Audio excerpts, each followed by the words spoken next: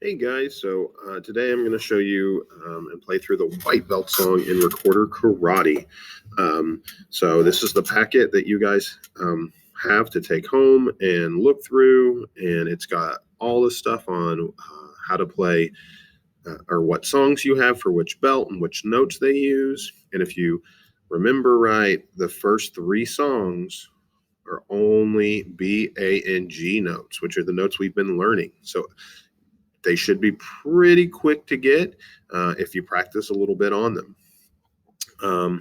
I've got my rubric, which is just if you get the belt or not. Remember, you can always get the belt. If you make mistakes, it's okay. If you make around 3 mistakes, you can still get the belt. If you make more than 3 mistakes, I'll usually have you practice a little bit more, and then I'll give you the belt. Okay, but you can always try again. It's not just a one-time thing. So if you don't make it, or you mess up too many times, or you get nervous, or you've got questions, you can go ahead and try to get your belt, but then you can always try again if you don't. It's got a paper on how to take care of your recorder, which we've already talked about. Remember, don't zip your bag up all the way.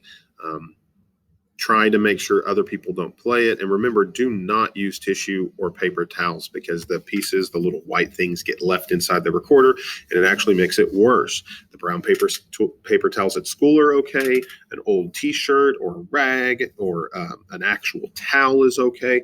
But if it's your recorder, you shouldn't really have to clean it all that much. And it can go in the dishwasher, and you can just let it dry. Let it dry out in the air, okay?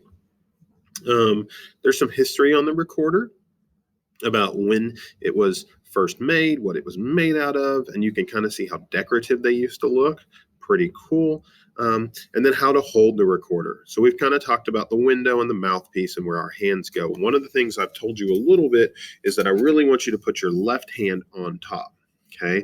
And the reason we put our left hand on top is because these notes with the 2 holes on the bottom are specifically meant for our right hands. So if we try to put our right hand on top and then our left hand on bottom, my hands are big and I can barely reach those, and it does not feel comfortable. So try to play with your left hand on top. Okay, I know it sounds the same, but the quicker and the if you start playing with your left hand on top, it'll just make it easier in the future. Okay, it'll make it easier in the future. So remember, we hold it at an angle. We blow with gentle air, fogging up a window, barely moving that feather, and you don't want to squeak. If you're squeaking, you're blowing way too hard. So try to use the least amount of air you possibly can. Okay. A lot of the note reading that we'll be doing in this comes from our line notes. And if you remember, we can remember the eating or every giant banana doesn't fly, or every good boy deserves fudge, but those help us remember our notes. So you're going to see the notes at the bottom of your screen, but try to remember that line notes are E, G, B, D, and F. Okay. And if you want to go ahead and write in your packet with a pencil, what the notes are to help you, that's perfectly okay, because that's how we learn. But try not to do it in a pen, and you don't want to color code everything. You want to try to make sure that you're still learning the notes. And then space notes, I think, are a little bit easier. We've only got the 4, and they actually spell our word. So please remember that space notes spell the word face. So we have F, A, C, and then on the very top, we have E. Okay, so if you ever see one of the notes, you can try to identify it. And you won't have to do that a lot, but maybe when you first start looking at the song.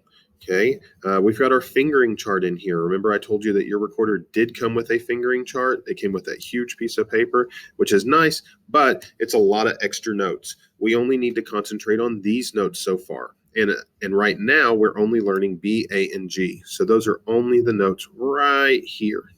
If there is a circle filled in, like you can see here, that means your thumb should be covering the hole on the back.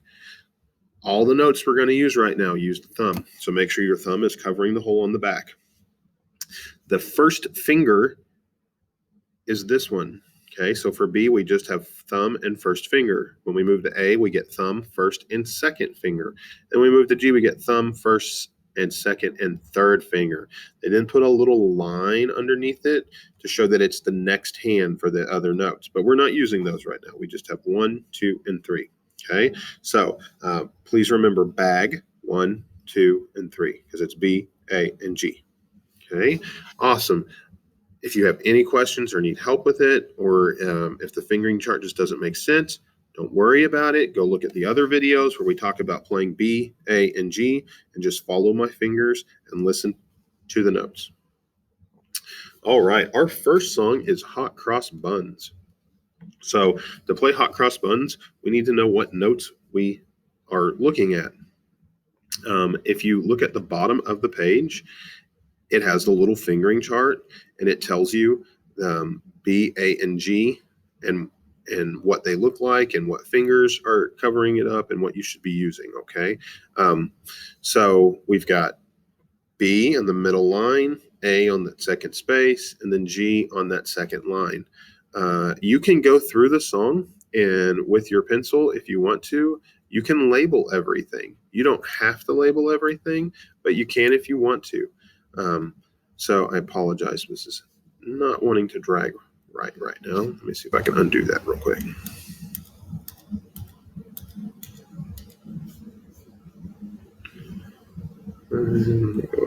So we've got B, A, and G. I know that because if I take my time and look at everything, I can use this as a line note. I see the lines going through it. So I know that's every good boy. I know that's the B note.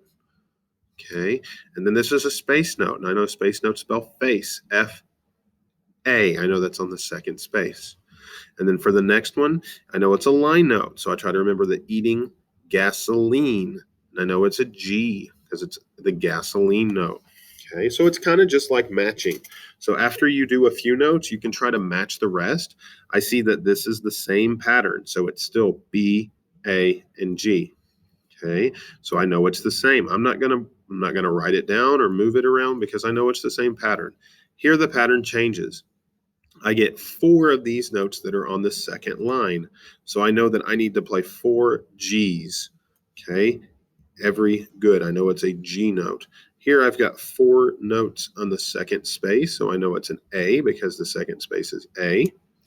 And then I have my pattern from the beginning again, B, A, and G.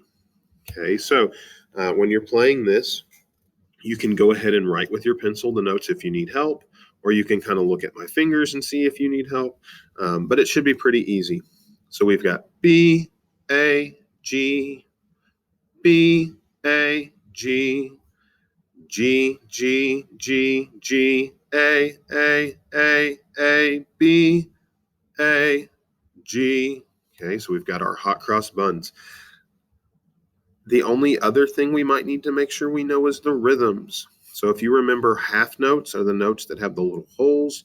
Quarter notes are the ones that are filled in. So we've got 2 beats for each of these notes. And then these notes down here on the bottom for 1 a penny, 2 a penny only get 1 note. So we need to make sure we hold them a little bit longer. I'm going to go ahead and play the song for you so you can hear what it sounds like.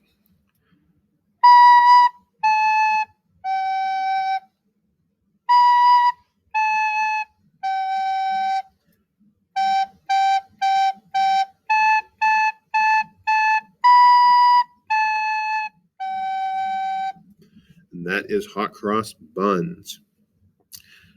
Take the time, practice. I'll put another playthrough video with me on YouTube so you guys can practice along.